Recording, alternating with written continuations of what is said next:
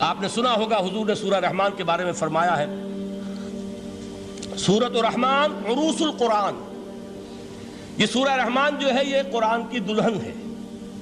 جیسے دلہن کو آپ خوشنما لباس پہناتے ہیں، آراستہ پیراستہ اس کو گہنے اور اس کو زیور پہناتے ہیں، تو جس طریقے سے سجاتے ہیں آپ دلہن کو، اللہ تعالیٰ نے ایک سورت قرآن مجید میں یہ ایسی رکھی ہے سورہ رحمان کہ اسے خوب سجایا ہے۔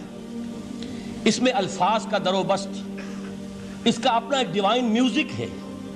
وہ تو اللہ تعالیٰ قراء جو ہے، خاص طور پر مصر کے قراء، اللہ تعالیٰ ان پر رحمت نازل فرمائے، ان کی خطاؤں سے درگزر کرے۔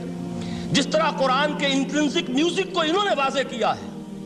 واقعہ یہ ہے کہ اگر یہ لوگ نہ ہوتے، شیخ عبد الباسط محمد عبد الصمد، شیخ محمود خلیل الحصری، یہ لوگ کہ جنہوں نے قرآن کے اس غنا، میوزک، یہ لفظ جو ہے آپ حیران نہ ہو کہ میں یہ کوئی شاید توہین کر رہا ہوں قرآن کی، حضور نے یہ لفظ استعمال کیا ہے، تغنو، اس قرآن کو اچھی سے اچھی خوشلحانی کے ساتھ پڑھو۔ من لم یتغن بالقرآن فلیس منا، جو قرآن کو بہتر سے بہتر انداز میں، اچھی سے اچھی آواز میں، خوشلحانی کے ساتھ پڑھنے کی کوشش نہیں کرتا، وہ ہم میں سے نہیں ہے۔ بلکہ ایک مرتبہ حضور رات کے وقت آپ گشت پر تھے اپنے ساتھیوں کے حالات معلوم کرنے کے لیے۔ حضرت ابو موسیٰ اشعری رضی اللہ تعالیٰ عنہ ایک صحابی ہیں، ان کے گھر کے پاس سے گزر ہوا، وہ رات کو تہجد پڑھ رہے تھے، کھڑے ہوئے کیف کے عالم میں قرآن تلاوت کر رہے ہیں۔ حضور کو بہت پسند آئی ان کی قرات، کافی دیر تک وہاں کھڑے سنتے رہے۔ اب انہیں کیا پتا کون سن رہا ہے، بالکل اسی طرح سمجھ لیجئے ایک بات یاد آئی ہے، حضور فرماتے ہیں کہ جس طرح کان لگا کر اللہ قرآن کو سنتا ہے، کسی چیز کو نہیں سنتا۔ ہمیں نظر نہیں آتا نا، ہمیں معلوم نہیں ہے، ہم قرآن پڑھ رہے ہیں تو سننے والا کون ہے؟ سب سے زیادہ کان لگا کر خود اللہ۔ یہاں اس لیے مجھے یاد آیا کہ ابو موسیٰ اشعری کو کیا پتا تھا کہ کون سن رہا ہے؟ وہ اپنی کیفیت میں نماز میں تہجد میں قرآن کی تلاوت کر رہے تھے، اور ظاہر بات ہے ان کے گھر ایکڑوں میں بنے ہوئے نہیں تھے، ایک ایک کمرہ، ایک ایک کوئی حجرہ، ایسے ہی تو گھر تھے نا صحابہ کے، لہذا حضور پاس سے گزرے، آواز آئی، کافی دیر سنتے رہے۔ اس کے بعد آپ تشریف لے گئے، صبح فجر میں ملاقات ہوئی تو حضور نے تحسین کے انداز میں فرمایا، یا ابا موسیٰ انک قد اوتیت مزمارا من مزامیر آل داؤد، اے ابو موسیٰ تمہیں تو آل داؤد کے سازوں میں سے ایک ساز اللہ نے عطا فرما دیا ہے۔ جس طرح حضرت داؤد، لہن داؤدی مشہور ہے کہ جب وہ پچھلے پہر رات کو حمد کے ترانے الاپتے تھے، قرآن میں ہے کہ پرندے شامل ہو جاتے تھے ساتھ، اور پہاڑ وجد میں آتے تھے، پہاڑ بھی ان کے ساتھ شریک ہوتے تھے۔ تو جس طرح کا اللہ نے ان کو لہن عطا فرمایا تھا، حضور نے تحسین کے انداز میں فرمایا ہے ابو موسیٰ اشعری، اللہ نے تمہیں بھی آل داؤد کے سازوں میں سے ایک ساز عطا فرمایا۔ بہرحال قرآن مجید کا جو یہ میوزک ہے، قرآن کے الفاظ کا جو حسن ہے، جہاں تک حسن معنوی ہے وہ تو ہر لفظ میں ہے، لیکن یہ حسن ظاہری، حسن صوتی، حسن لفظی، یہ اپنے کلائمیکس پر آپ کو نظر آئے گا سورہ رحمان میں۔ لیکن قرآن میں یہ سورت اس اعتبار سے بھی ممتاز ہے، اس کی 4 آیات پر ذرا توجہ کریں گے، عجیب حقائق سامنے آئیں گے۔ جہاں یہ قرآن مجید کے حسن صوت اور حسن لفظی کی معراج ہے، وہیں اس کی پہلی 4 آیات میں 4 چوٹی کی چیزوں کا ذکر ہے، سب سے اونچی چیزیں۔ پہلی آیت کیا ہے؟ الرحمن، ایک آیت ہو گئی۔ رحمان کیا ہے؟ اللہ کا نام ہے۔ کبھی آپ نے غور کیا اللہ کے ناموں میں سب سے پیارا نام کون سا ہوگا؟ رحمان۔ کیوں؟ اس کا مادہ کیا ہے؟ رحمت۔ ہمیں سب سے بڑھ کر جس چیز کی ضرورت ہے وہ کیا ہے؟ رحمت خداوندی۔ نام اچھی طرح سن لیجئے اس حضور کے قول کو۔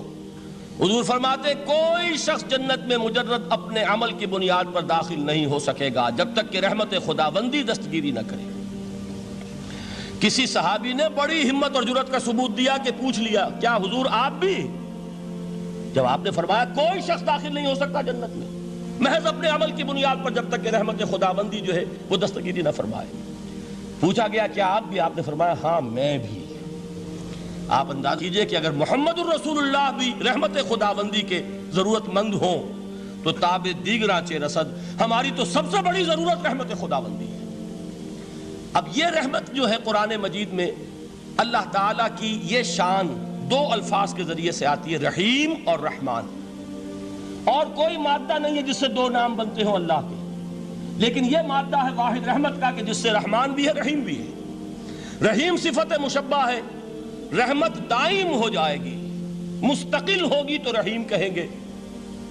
اور رحمان اس میں رحمت کی ہے وہ شان ہے کہ جیسے ٹھاٹھے مارتا ہوا سمندر ہو، ہیجان کی کیفیت، طوفانی کیفیت، رحمت خداوندی کا طوفانی جوش، وہ ہے رحمان. آپ تو رہتے اس علاقے میں ہیں، آپ کو معلوم ہے عرب اگر بھوکا مرا جا رہا ہو تو کیا کہے گا؟ انا جوعان. پیاسا مرا جا رہا ہو انا عطشان. بہت غضبناک ہوگا غضبان. غضبان آصفہ قرآن میں آیا ہے، بہت غضبناک. رحمان جس کی رحمت جو ہے جوش میں ہے، ٹھاٹھے مارتے ہوئے سمندر کے مانند. تو یہ اللہ تعالیٰ کے ناموں میں سب سے پیارا نام. اب آگے چلیے. الرحمن علم القرآن، رحمان نے قرآن سکھایا. رحمت خداوندی کا سب سے بڑا مظہر، رحمان کی رحمانیت کا سب سے بڑا مظہر قرآن ہے. ان میں جو منطقی ربط ہے اس کو سمجھتے جائیے. اچھا آپ یہ سوچئے، جو علم بھی انسان کو حاصل ہوا وہ کس نے دیا؟ اللہ نے. سائنس کا علم کس نے دیا؟ اللہ نے. علم آدم الاسماء کلہا، وہ علم الاسماء جو حضرت آدم کو دے دیا گیا تھا ازل میں، یہ اسی کا ظہور ہے، یہ اسی کی ایکسفولیشن ہے جو ہو رہی ہے اور ہوتی رہے گی ابھی. اور دوسرے علم ہے وہ کس نے دی؟ اللہ نے دی. لا یحیطون بشیء من علمہ الا بما شاء، مخلوق میں سے کوئی اللہ کے علم میں سے کسی شے کا احاطہ نہیں کر سکتا مگر وہ جتنا اللہ دینا چاہے. لیکن یہ کہ تمام علوم میں چوٹی کا علم قرآن. نوٹ کرتے جائیے، اب چوٹی کی چیزیں جمع کیجیے. اللہ کے ناموں میں چوٹی کا نام رحمان. اللہ نے جو کچھ انسان کو سکھایا اس میں چوٹی کا علم قرآن. خلق الانسان، انسان کو پیدا فرمایا. سوال یہ کہ حیوانات کو کس نے پیدا فرمایا؟ آسمان کس نے پیدا کیے؟